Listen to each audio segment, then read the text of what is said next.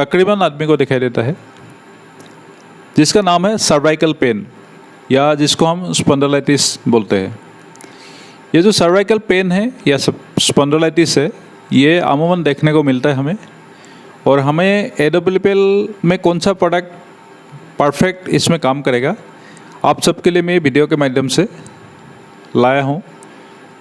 Video को पूरा देखेंगे तो आपको हर एक चीज़ का जानकारी मिलेगा स्पॉन्डिलाइटिस के बारे में, और आखिर में मैं इसके प्रोडक्ट कॉम्बिनेशन का आपको बताऊंगा क्या क्या प्रोडक्ट देना है और क्यों देना है वो प्रोडक्ट।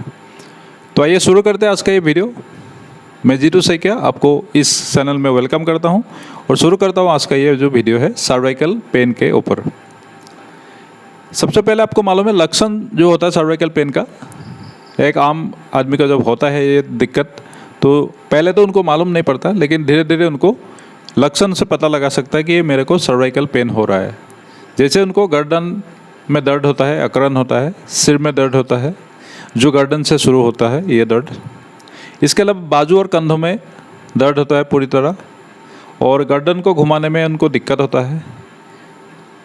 कई बार ड्राइविंग के समय में भी आपको ये दिक्कत आता है, जैसे पीछे घूमना या साइड में देखने के लिए आपको प्रॉब्लम आएगा, तो अभी आप समझ जाइएगा कि आपको ये सर्वाइकल पेन का लक्षण है और इसी की वजह से हो रहा है।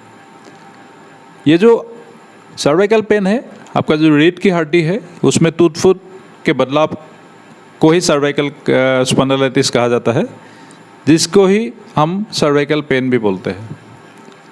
उम्र के साथ साथ ज़्यादातर लोगों को स्पॉन्डिलाइटिस की समस्या होने लग जाती है, लेकिन सभी को इसका अलग अलग असर दिखते हैं। किसी को कम होता है, किसी को ज़्यादा होता है, और किसी आदमी को नहीं भी होता है। तो तकरीबन आदमी को जो होता है तब क्यों होता है हम आज इस वीडियो के माध्यम से देखेंगे। तो सबसे पहले आमतौर पे जो लक्षण होता है सर्वाइकल पेन का, उसमें गर्दन की हड्डी में जो होता है उसको सर्वाइकल स्पॉन्डिलाइटिस कहा जाता है। इसके अलावा स्पॉन्डिलाइटिस परिवर्तन रीढ़ की हड्डी के अन्य क्षेत्रों में भी हो सकता है, जैसे आपका बैक या पीठ के नीचे हिस्से में भी सर्वाइकल पेन आपको हो सकता है। अलावा इसके कारण क्या क्या है हो सकता है, हमारा को क्यों होता है सर्वाइकल पेन या स्पॉन्डिलाइटिस। डिस्क में द्रव का नुकसान, मतलब फ्लूइड जो होता है वो लॉस हो जाता है डिस्क में। और डिस्क आपको पता है जो रीढ़ की हड्डी के दो हड्डियों के बीच में एक कुशनिंग का काम करता है डिस्क हमारा। इसके अलावा 40 इयर्स तक की आयु में डिस्क सूखने लगता है, जिसके वजह से हड्डी को हड्डी में संपर्क आना अधिक मौका देती है। मतलब हड्डी तो हड्डी जब टच होता है तो आपको दर्द होता है या पेन होता है। अलावा इसके हर्निएटेड डिस्क उम्र से संबंधित परिवर्तन अक्सर रीढ़ की डिस्क को बाहरी हिस्से में दरार पैदा करती है, जिसे बल्जिंग डिस्क या हर्निएटेड डिस्क होता है। ये रीढ़ की हड्डी की जो नलिका होता है उसमें रिक्त जगह को नुकसान करता है और समक तंत्रिका जड़ों या संयंग रीढ़ की हड्डी को प्रभावित करता है। ये भी एक कारण है स्पॉन्डिलाइटिस होने का। अगला जो कारण है वो है बोन स्पर्श, मतलब हड्डी का जो उभरापन या स्पर्श होता है उसकी वजह से भी होता है। जैसे डिस्क की वजह से जो अधपतन होता है डिस्क की, उसकी परिणाम स्वरूप जब रीढ़ की हड्डी मजबूत बनाने के लिए अक्सर रीढ़ की हड्डी में अतिरिक्त हड्डी का निर्माण होता है, जिसको हम बोन स्पर्श कहते हैं। ये हड्डी स्पर्श कभी कभी रीढ़ की हड्डी और तंत्रिका जड़ों को पिसका देता है, मतलब आपका जो नर्व होता है उसको ये दबा देता है, जिसकी वजह से भी काफ़ी ज़्यादा दर्द होता है, सूनापन होता है हमारा एक हाथ में या दोनों हाथ में भी हो सकता है ये सुनपन। अगला जो कारण है इसका स्पॉन्डिलाइटिस का वो है स्टिफ लिगामेंट। जो आपका लिगामेंट है वो आपको मालूम है जो दो हड्डियों के बीच को मतलब जोड़ता है दो हड्डियों को, उसको हम लिगामेंट कहते हैं। ये जो लिगामेंट की वजह से लिगामेंट में जो कठोरता आ जाती है, मतलब मजबूती आ जाता है, उसकी वजह से आपका गर्दन जो है वो स्मूथली इधर उधर घूम नहीं पाता है, लचीलापन इसका खो जाता है। आपको लगा होगा कि इस वीडियो में हम क्या इतना धीरे धीरे क्या क्यों बता रहे हैं, क्योंकि आपको ये मालूम होना ज़रूरी है स्पॉन्डिलाइटिस क्या है, इसके कारण क्या है और इसकी क्या क्या वजह है, तभी आप कोई भी दवा सजेस्ट कर पाएंगे किसी भी पेशेंट को। तो इसका निष्कर्ष यही निकलता है कि रीढ़ की हड्डी में टूट-फूट के कारण स्पॉन्डिलोलिटिस का प्रॉब्लम होता है। वर्टिबल डिस्क जिनसे रीढ़ की हड्डी का ढांचा बना है, ये जो ढांचा में इसकी जो सूख जाता है, मतलब ये ढांचा जब निर्जलित हो जाता है तो उसकी ऊंचाई कम होने लगती है और रीढ़ की हड्डी का जो लिगामेंट है उसके लचीलापन खो जाने की वजह से कठोर बन जाता है। इन सभी के वजह से ही हमारे को स्पॉन्डिलोलिटिस का प्रॉब्लम होता है या सर्वाइकल पेन होता है। अभी इसके और कई कारण होता है जोखिम के, ये जो स्पॉन्डिलोलिटिस का विकास होने का, इसका हम देखेंगे। अधिक वजन या निष्क्रिय होना, मतलब आपका वजन बढ़ जाना या आप बिल्कुल काम नहीं करते, निष्क्रिय होकर बैठे हैं, तब ये पेन हो सकता है आपको। मानसिक बीमारियां जैसे चिंता या अवसाद या मोटापा, इन सभी कारणों की वजह से भी हो सकता है। काम संबंधी गतिविधियां जैसे वजन आदि उठाना, गर्दन पर अधिक तनाव डालना, इस वजह से भी होता है, आपको सर्वाइकल पेन हो सकता है। लंबे समय तक गर्दन को किसी बिना आराम वाली अवस्था में रखना, ये भी एक वजह हो सकता है।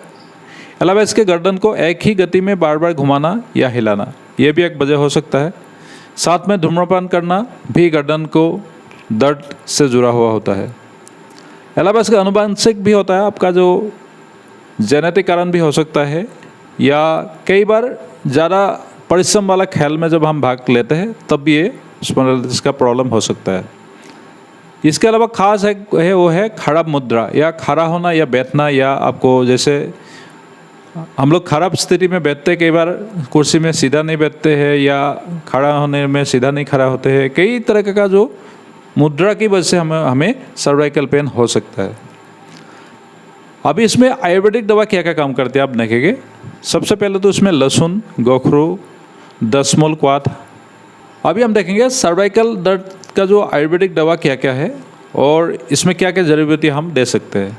अब यहाँ पे दिखाई दे रहा है आपको लहसुन, गोखरू, दशमूल, क्वाथ, पसारिनी तेल, अस्थि संघार, अर्जुन, अश्वगंधा जिसे भारतीय जिंखंग कहा जाता है, नागबाला और गुगुल, हींग, जीरा, कलौंजी, सरसों के बीज, आमलकी जिसे आंवला कहते हैं, शुद्ध भारतीय गुगुल, घी, त्रिफला, जटामांसी, रासना, पिपली, तिल का तेल जैसे कई सारा जड़ी बूटी को हम इस्तेमाल में ला सकते हैं इस सर्वाइकल पेन या दर्द के लिए। इसको अलग अलग तरीके से हम यूज़ कर सकते हैं। किसी को रस देते हैं और किसी तेल से मालिश हम करवाते हैं, तो अलग अलग तरीक़ों से हम ये सर्वाइकल पेन को ठीक कर सकते हैं। तो इसके लिए हम सबसे पहले तो सर्वाइकल जब होता है आपको क्या करना चाहिए और क्या नहीं करना चाहिए। सबसे पहले आपको क्या करना चाहिए, उसमें आहार में अनाज जैसे गेहूँ और चावल का इस्तेमाल करना चाहिए आपको। कुल्थी और उड़द का दाल जैसे इस्तेमाल करना चाहिए आपको दाल। फल सब्जियाँ जैसे कि लहसुन, अनार, परवल, सहजन, फलसा, नींबू, बेर, अंगूर, आम और बैंगन खाए, ये अच्छा है आपके लिए। इसके अलावा नियमित भोजन में घी, तेल, नारियल पानी, दूध, खट्टा, सिरका, गौमूत्र, इमली और मांस का सूप ले सकते हैं आप।